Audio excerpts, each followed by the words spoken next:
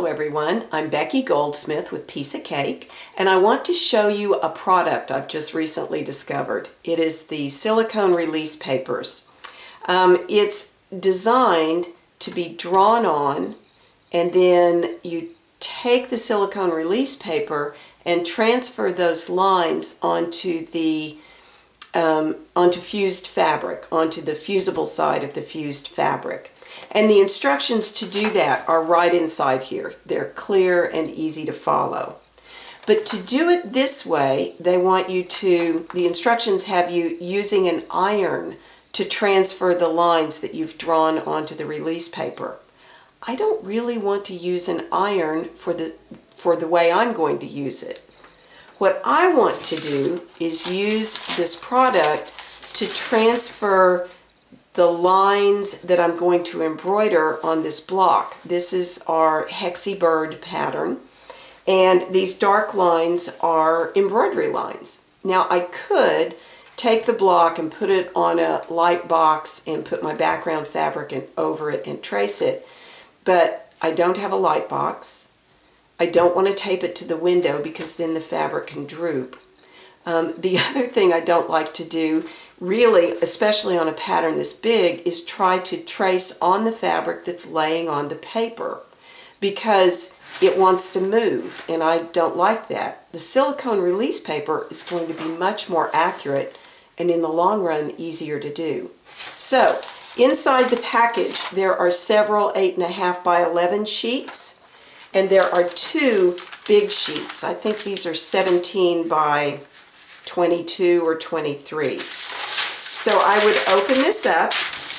Now, because I'm going to draw on the paper and then turn it upside down and transfer it to the right side of my background fabric, I'll need to take my pattern and turn it upside down. Now, I've made the lines on the pattern dark enough, and it's on a light surface, that I can see through this to the lines I want to trace. If I was going to have a problem with that, then I would need to get the lines onto the back of the pattern, trace it with a pencil first. But I'm able to see through this. Now, my pattern has center lines on it. I would transfer at least a little bit of those center lines onto the transfer paper so that when I position this paper over the fabric, my background fabric, I can line the transfer paper up with the pressed in horizontal and vertical lines in my background. But here I'm just going to give you a quick demonstration of how this works. So there are some nice lines right here. Let me zoom in just a little bit. I am going to trace this with a pencil, and not just any pencil. I tried it with a number 2 pencil and it works, but I would prefer to use a pencil that's better for fabric, and that would be the Soline 9mm in either gray or black. I think it's called both in some applications. And it doesn't take much. You don't have to push very hard to make a nice line.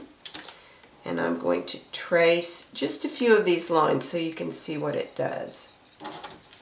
If I make a mistake, I can erase it. So for instance, if I wanted to tidy up that line, I could, just like that.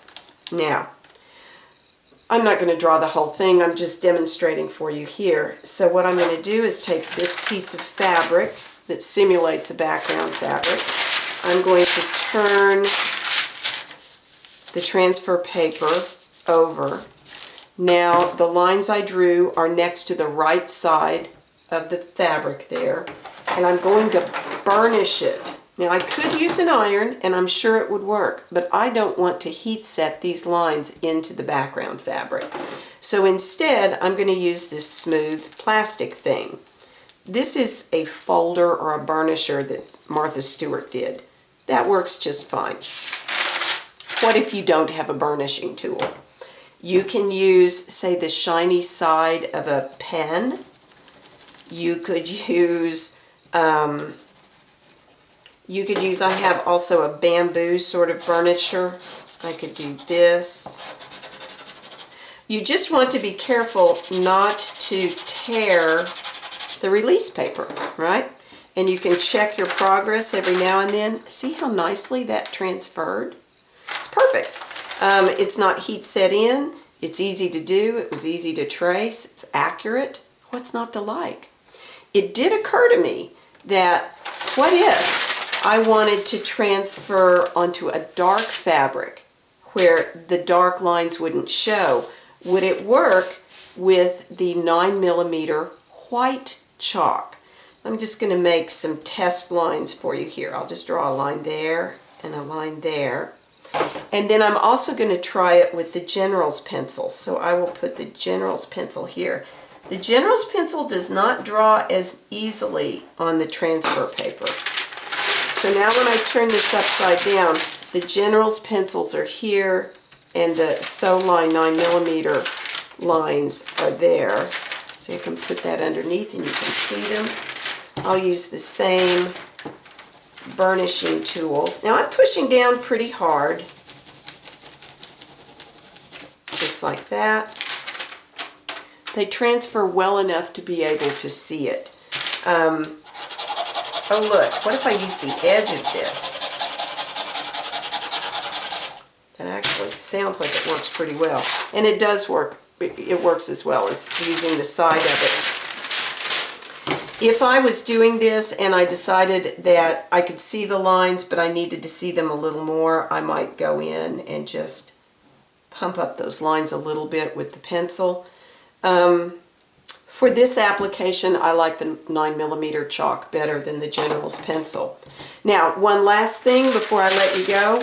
This transfer paper is reusable. It's really reusable. So I can come in here and with either the white chalk lines, I wonder if I'm on the right side of this. I am not. I need to turn this over. With an eraser, I can come in and remove these lines, which is really nice. So you can use this paper over and over and over. It's good, I have been told, if you do fusible web, you can use this to protect both your ironing board and your ironing surface. That's handy. The instructions, the package instructions, talk about painting on this with acrylic paints and then being able to peel that painted stuff off.